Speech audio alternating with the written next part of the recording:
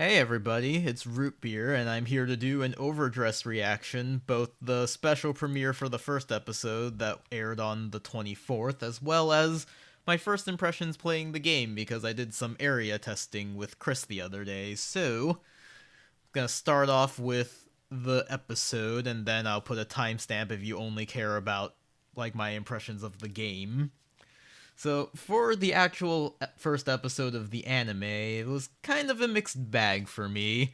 Like, a good half of the episode or so was spent on, like, Yu Yu cross dressing antics. It really felt like the setup to this weird, cringe romantic comedy where like Yu Yu was getting dressed up by his sisters in drag, and then he like runs out of the house still dressed up, where he starts getting hit on by this creeper and then gets saved by Megumi, and they kind of spend a lot of the time just kind of running around different side characters chasing off the creeper, and Megumi just generally mistaking Yu Yu for a girl. So just seemed like the setup to this weird cringe romantic comedy where everyone is constantly dropping their spaghetti. And like, I get secondhand cringe really easily. I already remember too many embarrassing moments personally, so this kind of thing is just not my wheelhouse. I really didn't like it, and I'm glad it ended up getting resolved by the end of the episode. I don't think I would have been able to stand this anime for very long if this was a long running plot thread. Aside from that, we also have the actual card fighting aspect of it. So, when they're done kind of being chased around by this creeper, they go to a creepy abandoned amusement park where it turns out, I guess people are just running their locals out of this amusement park because everyone's going there for like a card fight. So the actual fight animation was like really hyped up. There was a lot of really cool animation, although the details of the fight itself were really abstracted out. There were a lot of just like putting cards down and kind of going through the motions, but we never see any concrete details of like what's being played, how many cards do each player have, how much damage is everyone at. So it was a little confusing trying to follow the sequence of events just because I was trying to figure out like, okay, whose turn is it? What stage of the game are we in? Everyone is acting a certain way that you do in card game animes where you're like, aha, I see you're being very cautious and drawing a lot of cards, but did you prepare for this? And then he like draws the critical trigger.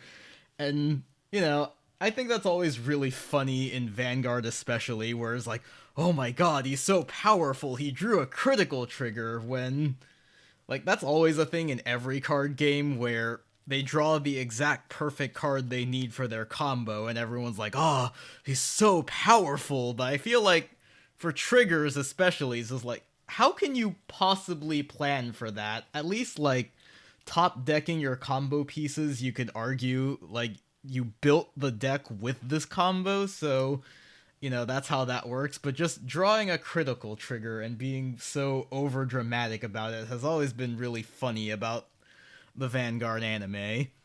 And also, it was being really dramatic when Toya did not draw any triggers on his Bastion check, but like, he checked a grade 3, which should let him restand something and make like a pretty strong turn even without a trigger. So because they were kind of abstracting everything out, it did kind of make the details of the fight really fuzzy, where it's like, I feel like checking a grade 3 on Bastion should be given some kind of dramatization, because it's like the big power play that Bastion does, but it just kind of gets glossed over. So I think the effect it does have is just because of how spectacular it is as a first episode, it sucks you in like, oh, this just looks really cool. And from an in-universe storytelling perspective, I think it does convey how dramatic everything feels for Yu Yu, who's being sucked into this, so that's interesting.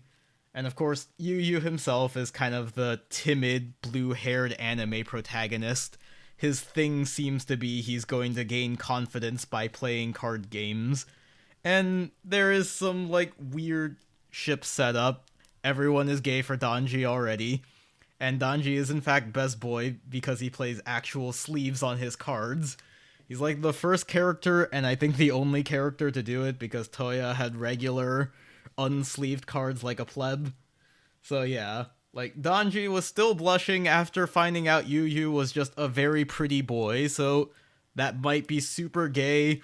There could also possibly be a romance with Megumi just because they were like going to be all touchy-feely friends until she found out he was a boy, so that might still be a thing where she's just where both of them are just really confused by how pretty he is as a girl.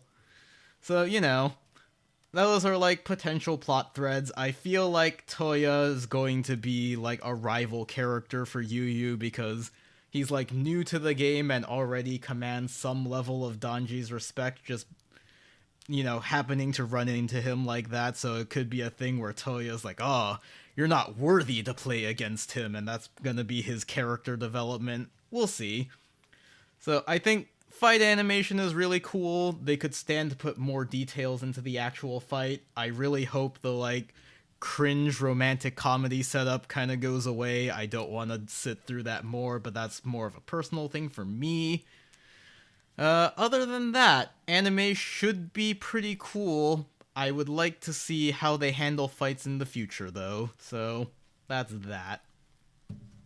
So aside from the anime, I also just wanted to quickly go over my first impressions of D series as a game. So, you know, I played some games with Chris the other day just on Area, and I really, really like D so far. I think a lot of the changes they've made have improved the game significantly for both gameplay and like deck building. So like starting off, just having the ride deck is just amazing in every aspect of the game. So on the actual gameplay side, not having to worry about getting grades stuck is just great.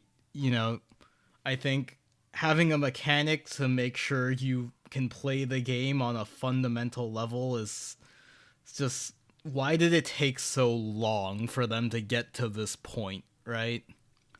And aside from that, just for deck building, I think it opens up a whole lot of possibility because I'll have more flexibility of like, okay, do I just play one copy of my ride chain? Are the cards like good enough to justify having them as rear guards as well? You know, what ride chain do I play? Some of these ride chains are generic enough that you could probably fit them in outside of their intended boss, you know? So there's a lot going on there where now you have more flexibility in how you build your deck, and it also means that more decks are going to be diverse and things are going to be a little more interesting. It's not linear the way I feel like deck building in old Vanguard kind of was. Aside from that, I think Persona riding is a fairly powerful mechanic, and unlike the gift system where different gifts went to different clans and it was all very unbalanced, everyone has access to Persona riding, so it's a more fair playing field there. The switch over to nations, you know, as expected, it kind of opened up different combinations of cards that you can kind of go through, which I think is really nice. Again, it means that there's just going to be more diversity in deck building. It's less, this is the best thing, and more about, like, okay, like, what's the meta look like? Which play styles maybe counter the meta a little better? You know, what personal decisions are you going to make for certain aspects of your build? Maybe you think a certain combination of cards is going to be more consistent than somebody else. You know, it's just really interesting, and I think it opens up a lot of potential for deck building. Really lets you get into the weeds there.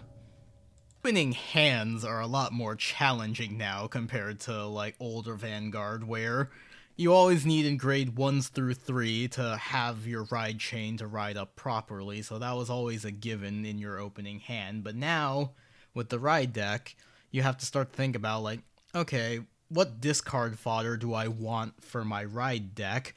You know, what cards do I value having right away? You know, do you want good rear guards? Do you maybe want to find a copy of your Vanguard for Persona riding? Like, it really changes the way you have to think about your opening hand and what you're gonna mulligan for, which I think is really neat. Like, again, it just adds an extra level of depth to gameplay that wasn't there before. Now that we've kind of reset back to this early game state, I think your decision making becomes a lot more important where, you have to think about your opening hand, you have to think about, you know, what cards do you want to commit early? How many resources do you want to spend? What cards do you think your opponent has? What do you think they're going to do? Like, are they going to attack your rear guards to try and damage deny you? It just adds a level of depth to the game, and because we're kind of in that slower pace level as well, like games are longer, which means there's more decision making to be had, especially on like, can I win this turn, or am I going to have to try and think about surviving and then winning the turn after that? There's just a lot more going on, and I think part of the reason it feels more dynamic than V is because of all these decisions, and also like the cards themselves are already at a decently high power level, so when you do go off, turns feel very powerful and explosive, but there's a lot of interesting decision making you have to make in like deck building and kind of that early stage of the game that wasn't really as much of a concern for V, I feel like. Especially, now in the current end state of V. So, yeah, I think Overdress is just really fun and dynamic right now. I really, really like it, and I hope they can kind of maintain this pace for a long time, because if they do, I think the game's going to be in a really good state. Hey, thanks for listening, everybody. If you like this video, be sure to leave a comment and subscribe if you haven't. You can also follow the show on Twitter at Nexus at Night. Our personal profiles will also be in the description. We also have a Patreon where you can consider donating to us if you really like us. $5 and up will get you a whole ass bonus show. $10 patrons get to see episodes early. And they get a shout out on this show, like our current $10 patrons, Darren and Cole. Thank you. Thank you again for listening. I'll see y'all next time.